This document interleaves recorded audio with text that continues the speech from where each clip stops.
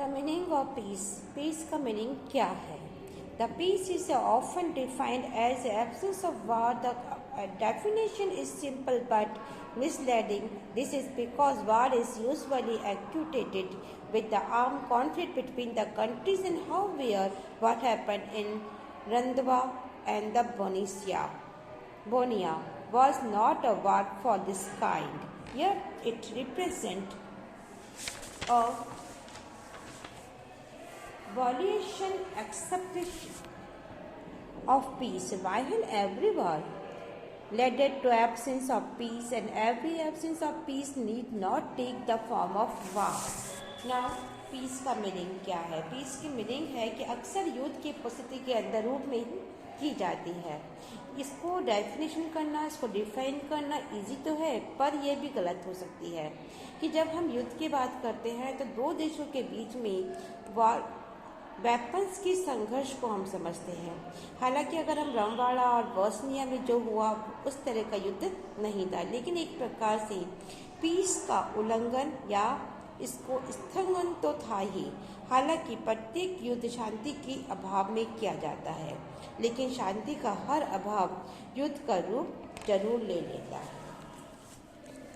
The second step is to define the peace would be to send it the absence of violence, conflict of all kind of including war, riot and major essentially of simple physical attack. The definition is clearly better than the earlier one, yet it does not take us very far. Violence is often rooted in the very structure of society. Social instructions and practice that reinforce instruction, inequality of caste, class and gender can also causes injury in split the invisible way. If any changes it made to these hairy achieved by process classes, it may also breed and conflict and violence. Structured violence of this kind may product large scale evil conquest. Let us look at the few concentrate instances of such violence arising from the caste heredity and the class spree, patriarchy, colonialism and reaction and colonialism and communism. Now आज हम ये देखते हैं कि शांति की अगर हम piece के दूसरी अगर हम डेफिनेशन लेते हैं तो इसके लिए एक दूसरा कदम होगा कि से हम पीस युद्ध, दंगा, नरसंहार, कत्ल या फिर शारीरिक प्रहार समेत सभी प्रकार की वायलेंस के अभाव में इसको देखा जाता है।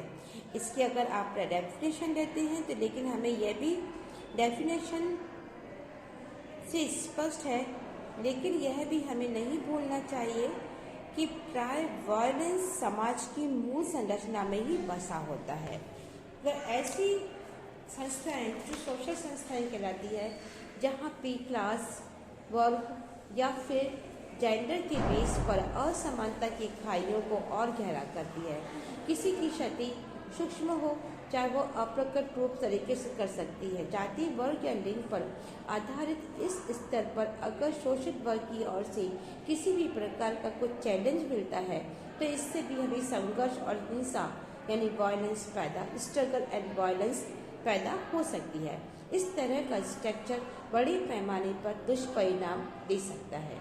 हमें वैसे ही वायलेंस से उत्पन्न कुछ और भी हम एग्जाम्पल की ओर देखें तो हमें पेंटल एंड पर्स्ट्रीज जैसे कि पिता के द्वारा दी गई प्रॉपर्टी हो गई या कॉलोनिज्म हो गई या फिर आपकी कम्युनिज्म है या फिर पेरेंटल या कास्टवाद जैसे कि जाति, वर्ग, पितृता, उपनिवेश, नस्ल और सांप्रदायिकता, इन सब के द्वारा भी लड़ाई झगड़े या वायलेंस दिखाई पड़ता है।